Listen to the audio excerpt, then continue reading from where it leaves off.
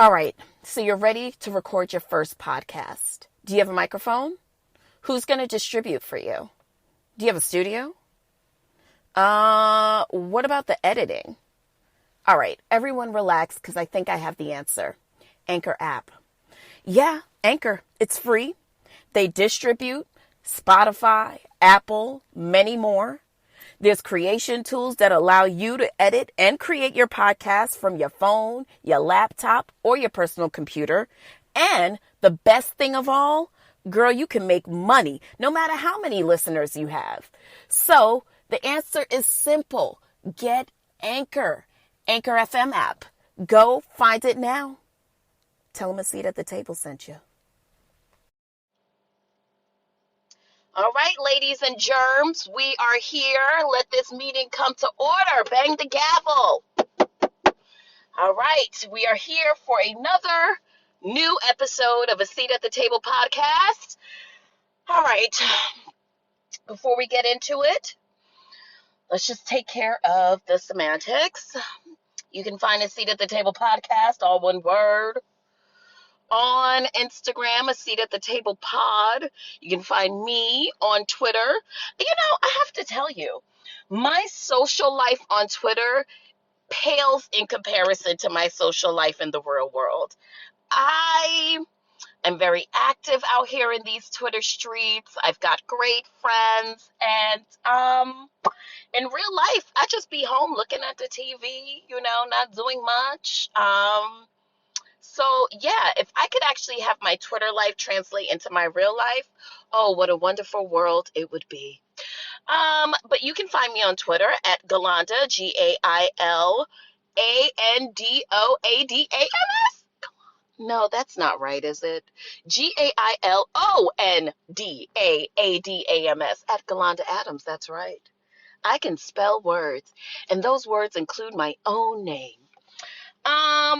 Happy Valentine's, y'all. How y'all doing? Okay, so if you are listening, obviously Valentine's Day was Friday, and so we're a little bit past that. But what did you guys do?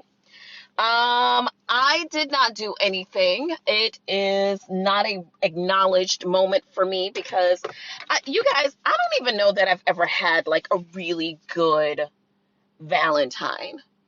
You know what I mean? Like, I don't know.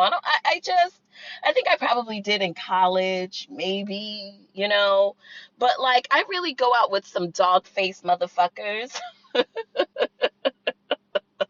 So like, just anything to not acknowledge the public sport of Valentine's Day, which is fine with me, whatever tickles your boat. For all of you who celebrated, what did you do? Who'd you do it with? Who'd you do? Where'd you go? Oh, really? That sounds great. Did you give it up and turn it loose at the same damn time? Oh my God, that sounds fantastic. Yeah. No, not me. I kept the fruit of my balloons in my pants, okay? Not, ever since I was little, I've always said fruit of balloons, but that's not what it is. It's fruit of the loom, honey. So I kept my fruit and my looms inside my underwear, okay? Thank you very much. And I'm not judging you for sharing your fruits, but mine stayed inside my cotton undies. Thank you. Did any of you happen to see the new Issa Rae movie, The Photograph? You guys have been dragging for filth, and I want to know why y'all don't like the movie. I've heard some mixed reviews, to say the least. The girls are saying that Issa is lacking the chemistry needed to really be befitting of a romantic comedy. I mean, if you girls think that you're going to pop out and get, Love and Basketball vibes or whatever, I think that, like, you got another thing coming. I don't think you're going to get Love and Basketball vibes here. I think that, like, the chemistry that Omar Epps and Sanaa Lathan had was really undeniable. I have not seen the movie yet, so I'm not in a place to necessarily judge, but what I will say is that I feel like Issa would probably be first of all, I love the fact that she's even trying to push that agenda. She's trying to give us something. I think she has another movie out, another romantic-esque comedy out, and I think that she is really trying to to really just give us something outside of what we have been seeing. And I know that a lot of the creatives have been calling for just movies with diversity, movies that kind of represent an all-encompassing vibe of what people are, and not necessarily something that has to be tied to trauma. But y'all are really dog walking this movie. So yeah, can't wait to see it. Have you guys been keeping up with the photograph with NBA All-Star Weekend? That's actually a thing. So apparently, that's taking place out in Chicago, and the social media police have wasted no time in dragging our girl Tiffany Haddish about it. Apparently, she was doing a roast. I think it was aired on either TNT or one of those stations, and it was her basically roasting a couple of NBA retired players, and y'all do not think she's funny. Y'all really just don't see it for Tiffany Haddish. Apparently the Twitter police was like, oh no, she has gotten away with being unfunny for too long. I've seen so much as to even compare it to her being the Amy Schumer of the black community. You guys, I think that Tiffany Haddish has had her funny moments. Y'all don't think so? Wow, tough crowd. All right, well that's fine. Oh my God, let me tell you. All right. So Valentine's Day, right? Now I told y'all about a week ago that I got back on the Nasty Girl apps, right? Now that's what I call these little dating apps, because honestly, everybody on there is just full of shit and they just want to fuck. So okay, fine, the Nasty Girl apps it is. Now, I feel like you may find one or two people who are, willing to get to know you and meet you and take things slow. But out the gate, most of these niggas be like, real thirsty. Oh, send me a picture, girl. Let me see what you look like. Nigga, the 20-something pictures that I have posted on this thing is not enough for you. What, you want to see like my cervix? Like what the fuck are you trying to see? And I don't know if like social media dating or like stuff like that is now like a young person sport. I'm starting to feel like it is, only because the demand of send me pictures, let's meet right now, can I come to your house, are we gonna fuck, like, is that how y'all young girls are giving it up? I mean, I feel like it's not just the young girls. I feel like some of the older queens are out there giving it up the same way, like just so desperate to be hooked up with somebody that you're kind of just like, oh, he wanted me to send him a picture, so I just sent him a couple of stock photos. Stock photos, pictures that you keep in your phone of you for like, when a nigga says to you abruptly, send me a picture, obviously you're not going to send him a picture of your weave and your wig unfurled and your face unbeat while you eat puffy Cheetos in your bed. No, you're going to send him a picture of everything being pulled together and you looking really cute. It doesn't matter the picture is from 3 months ago. It doesn't matter. You're going to send him a picture of that one time that you went to church and you looked really cute. You're going to send him that picture.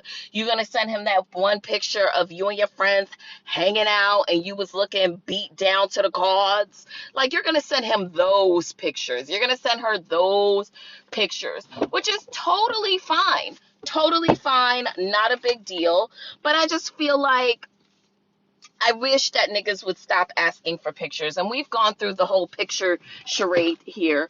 But niggas just won't stop. They won't stop. They keep asking for motherfucking pictures. So whatever. Anyways, so I meet this guy. I told y'all this year was a year for climbing the Caucasus Mountains for me, right? I'm doing it. Because, baby, in the words of Miley Cyrus, it's always going to be an uphill battle. You're going to want to find a way to move. But you know what it's about, girls? It's the climb. It's the climb of that Caucasus Mountain that's really going to get you the love that you deserve. So there I was, climbing the Caucasus Mountain straight up off of the Nasty Girl website. I meet this guy. Now, he is a white guy with a little bit of adobo seasoning on him. So he said he's like, I don't know. I think he said he's like Colombian or he's from somewhere in South America. Whatever. Okay, fine. So you're white with seasoning. Cool. So off rip, he's like, oh, so, listen, I would love to meet you. I would love to hang out. So, and you know, what I'm out here looking for is just someone who's really cool, someone who knows how to have a good time, and someone who will fuck my brains out. This is what this man told me. He told me he was looking for somebody to fuck his brains out, mija. And of course, I was like, oh, okay, straight to the point. Now, I didn't ding him on that, which I probably should have, but I didn't ding him on that because who's not looking to get their brains fucked out? Everybody is. So I was like, all right, I get it. Maybe he doesn't necessarily mean right this moment. Hopefully he just meant, eventually I would like to be with someone who's going to, give me that Hello Kitty and make it purr. Okay, cool. So I met probably like 3 or 4 niggas on the Nasty Girl app, right? I also met one young gentleman who slid into my actually, I had a couple of DMs slide through this week, which I just attributed to Valentine's Day. I didn't attribute that to anything else, right? I just figured niggas were hot in their undercarriage and they was trying to seal the deal, make sure they get some pum pum for Valentine's Day, okay? You want this ass pussy, so okay, fine. Okay. Sorry about that. Anyways, so this one gentleman, I gave everybody the chance, right? So let me tell you, let's have real talk, okay? Light the blunt, bitch, in the words of Miss Katrina Laverne Taylor. Light the blunt, okay? I'm about to. Everybody calm down. So it's Wednesday, right? I make plans with one gentle sir to have a cute little hookup for Saturday night. Don't judge me. I make another plan. I gave all of these niggas ample opportunity to waste my time Friday night, okay? Now, as of Friday morning, I felt like a lot of niggas, except for my Caucasus Mountain climb, a lot of these niggas was kind of like radio silent. Like they wanted to chill Wednesday, they wanted to chill Thursday, they wanted to chill Saturday. But wasn't nobody talking about Friday, wasn't nobody talking about Valentine's Day, okay? So here comes Friday. I have to go down to the city. I look cute. Me and my friend, we have a great time in the city. We bring our black asses back uptown. Great. So Friday night, because listen, I said to myself from the beginning, I'm not fucking going nowhere with nobody if they don't make plans with me by Friday morning. You know what I mean? Like, Valentine's Day wasn't going to be this spur of the moment thing where some nigga just calls me out the blue Friday night like, damn, all my other plans fell through, and so I'm seeing what's up with you. Nah, nigga, if this wasn't something that was planned, it's not being executed. All right, cool. So I get home Friday night, and let me tell y'all something. Come closer, y'all. Here's what I've discovered. I discovered that white men are just niggas with no melanin. Yeah, oh yes. Oh yes. Listen to this.